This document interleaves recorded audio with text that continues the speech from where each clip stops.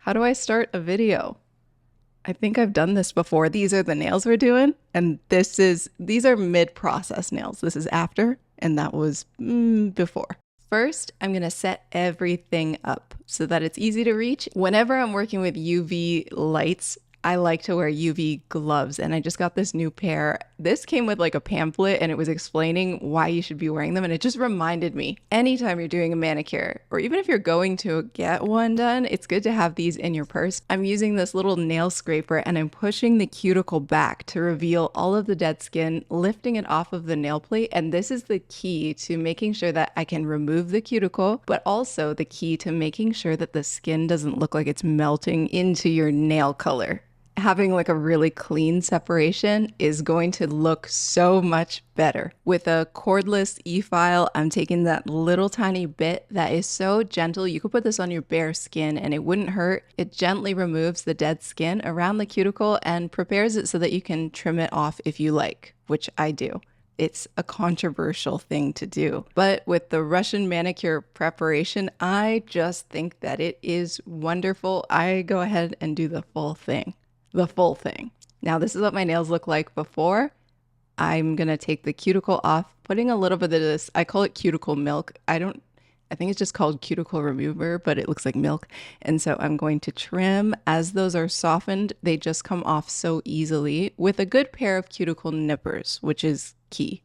Let me know in the comments, do you guys remove your cuticles? Have you ever done it yourself? If you like to do it, please let me know in the comments, because a lot of the time people tell me don't do it, but I do. And maybe it's because I follow like the same protocol. Everything's clean, my hands are clean, and I do this step, which is to use rubbing alcohol before buffing my nail to prepare for the manicure. Both this and the rubbing alcohol, this is so that the nail stuff that you put on top, whether it's a press-on or shellac or how we're doing it today, it's gonna make it adhere better.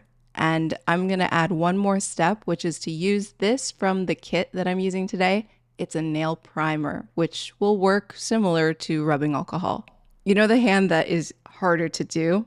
Do that one first. That's what I did. I just did the whole hand so that it's done, because I need to focus a little bit more with this one. But now I'll work on this hand. This is my left hand and I am right-handed. So I just find this easier to do it this way. I'm going to show you the kit that I'm using. Okay, here it is. In this Saviland kit, this is their SSProTipX. You have the UV light and all of the gels and all of the prep tools, plus like nail files and stuff. Of course, the nails themselves. And I think these are really cute. They're different than what I normally do, and they're very subdued and sweet.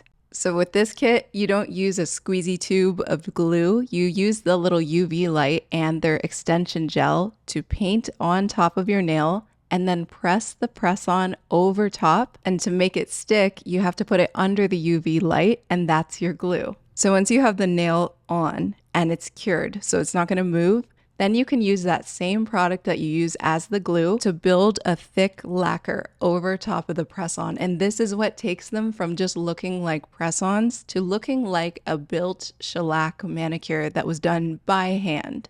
Then over top of the builder gel, you can put a top coat so that it's not sticky, because builder gel is literally only there for building. So once you cure the builder gel, then you go on to top coat. Let me finish this last nail.